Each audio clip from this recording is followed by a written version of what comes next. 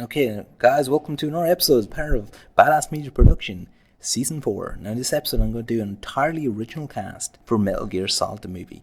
Now, I'm going to try and create something that none of you guys have ever seen before, something incredibly original. So, you're not going to see the likes of Hugh Jackman, or Christian Bale, or Carl Urban on this list. So here I go. Here's my choice for Solid Snake and Liquid Snake. My choice for Solid Snake and Liquid Snake is James Badge Dale. James is an incredibly versatile actor. He's an actor who featured in Shame, an actor he's featured in Departed, he's featured in The Lone Ranger, he's featured in so many great movies.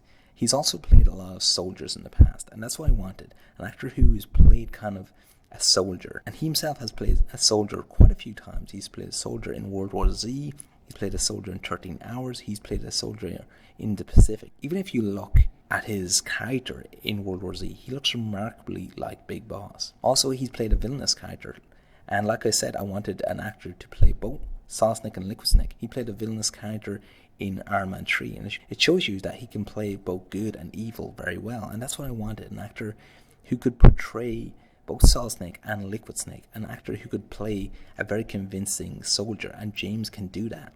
So my next choice is Rupert Evans as Otacon. And Rupert is an English actor, but he himself has nailed the American tone. In Hellboy, we've seen him as a kind of bumbling, cowardly character, and this is how we first see Otacon. We see him as a really cowardly character, but as the series develops, he becomes a companion to Solid Snake. And Rupert can really portray that. In The Man at High Castle, he plays a character with a lot of intelligence, and he can really portray that intelligent side of Otacon perfectly well, and that's why I think Rupert would be great for Otacon. Okay, my choice for Roy Campbell, and my choice for Roy Campbell is Gary Sinise. Gary Sinise is a great actor, an actor who I greatly admired. I love all the stuff that he's done in the 90s, and I feel he really needs a comeback, and I think Roy Campbell will be perfect for him. He's in his early 60s now, which is about the same age Roy would be in the events of Shadow Moses. And I think he'd be really good for it because he's an actor who can really play a character of high authority. And I think he'd really be able to play a colonel really well. So my choice for Merle, now I have a few choices for Merle because I think she's a hard character to cast, because you must realize Merle is actually 18 during the events of Shadow Moses. Metal Gear Solid is set in the year 2005. And according to a lot of Metal Gear sites, Merle was born in 1987, which means she was 18. And that's mentioned several times in the game, that she's a rookie, and that's mentioned by Solid Snake quite some time. So I'm going for actresses that have played quite a lot of mature roles in their early teens. So all these actresses are all in their early 20s, because I want someone to really be believable in the sense of being an 18 years old soldier that's fresh out of the academy. So my first choice is Hailee Steinfeld. Now I'm going for this choice mainly based on her performance in True Grit. And True Grit was quite a very mature role, and she really nailed that. She was one of the best things about that film. And she's grown up to become a very talented actress. She's grown up to be an actress that would really be able to play Merle very well. And that's one of the reasons why I think she'd be great for Merle. Now my next choice is Isabella Fuhrman.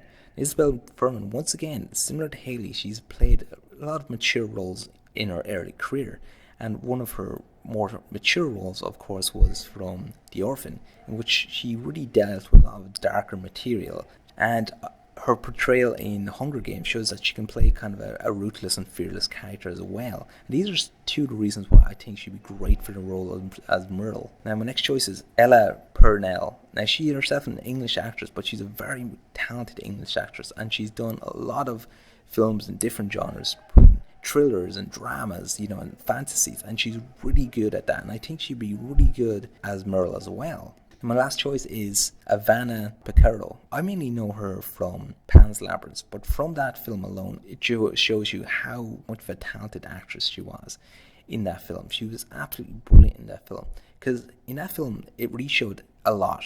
It showed her kind of mature side, but also showed a sense of her childishness, and that actually works really well because for the role of Merle, because while Merle has this incredible matureness about her, she also has this side for her that, where she has self-doubts, and moments where she feels immature, and I think Ivana would be perfect for that.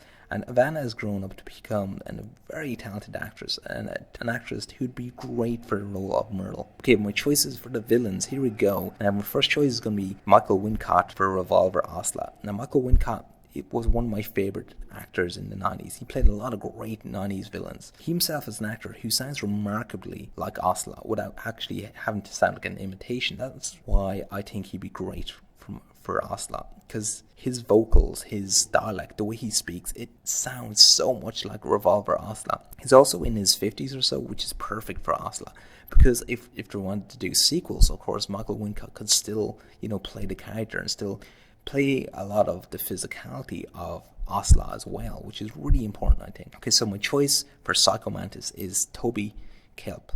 Now, Toby is a remarkable English actor, an English actor who's portrayed a lot of villainous characters. He's also an English actor who's played like a psychotic character in the likes of Rock'n'Rolla. And I think those elements will be just perfect for Mantis. He's also an actor who's played a lot of mocap performances. And we all know that Psycho Mantis' costume is very kind of almost tight and spandex heavy. And Toby Kelp would be perfect for that, because he himself has done mocap performances and himself would be used to kind of a tight costume like the one that Psycho Mantis wears. We also know that Psycho Mantis isn't that old. He's in his 30s or so by the events of Shadow Moses. We see in Phantom Pain, we see him as a child in the 80s. So we know that Psycho Mantis is not that old, and Toby would be perfect to play the role of Psycho Mantis. Okay, so my choice for Vulcan Raven is Gino Seeger. Gino, I've seen his portrayal in Banshee, and the way he performs in Banshee is incredible. He's really intimidating, he's really big and dominates every scene he's in. And those are all the elements that we need to see in Vulcan Raven. A character who's just physically intimidating and just dominating everyone around him. And that's what Gino does. He's a great actor and he's wonderful in Banshee. And his portrayal in Banshee is what I would love to see with Vulcan Raven in Metal Gear Solid. I have two choices for Sniper Wolf. First off, I'm just going to say this. I always believe Sniper Wolf should be portrayed by more of a European actress, and rather than an American actress. So here are my choices for Sniper Wolf. So my first choice is Léa Seydoux. And Léa Seydoux is a wonderful, talented actress. And I remember her performance in the likes of Mission Impossible and the likes of course, Spectre. And I think she'd be great for just playing a real cold, heartless kind of assassin, like the role of Sniper Wolf. I think she'd be just great, and she'd be great for adding that sex appeal, because she's just really good at playing that type of character who can play the kind of femme fatale. And I think she'd be just great for the role as Sniper Wolf. My second choice is Melanie Laurent. Now, I remember her performance in Inglourious Basterds, and it was one of my favourite performances in that film, where she kind of played a very much a kind of a cold, calculated character who's hungry for revenge. And those elements would be just perfect for Sniper Wolf. You can easily play that femme fatale. She's a European actress, which is also great for the role of Sniper Wolf. And that's why I think she'd be great for Sniper Wolf as well. Okay, so Grey Fox, my choice is Scott Adkins. Scott Adkins is an amazing, underrated martial artist.